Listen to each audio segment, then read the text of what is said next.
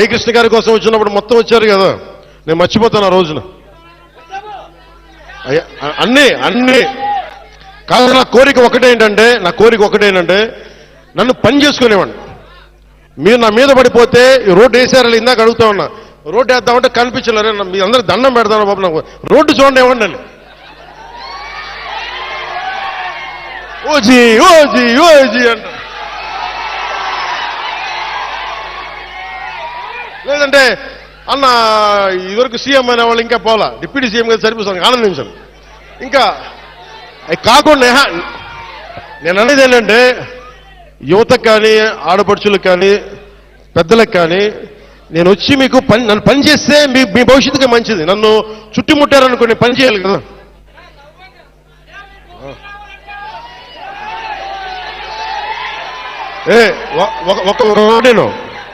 ఒక మాటేనండి. ఉత్తరాంధ్రలో మీరు తెలుగు నేర్పించిన నేల ఇది, వాడుక భాష నేర్పించిన నేల ఇది, తిరుగుబాటు అంటే నేర్పించిన నేల ఇది. అంటే మనం ఎవరన్నా దోపిడీ చేస్తుంటే ఎదురు తిరిగే నేల ఇది. మీరు ఈరోజు ఏమైపోయారంటే మీరు సినిమాల మోజులో పడిపోయి మీరు కంపెనీ దీంట్లోకి వచ్చింది అధ్యక్ష. 1% మిగిలిపోయింది కదా అధ్యక్ష. ఆ 1% గాది కానీ గ్రామాలను మట్టుకు దాదాపు 4,000 తాండాలు ఉన్నాయి.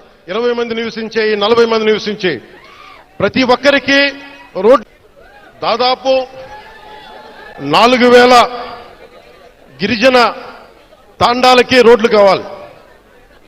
పంచాయతీలు క్రమంగా చూసుకుంటే 400 పంచాయతీలే కానీ గ్రామాలను మట్టుకు దాదాపు 4,000 తాండాలు ఉన్నాయి.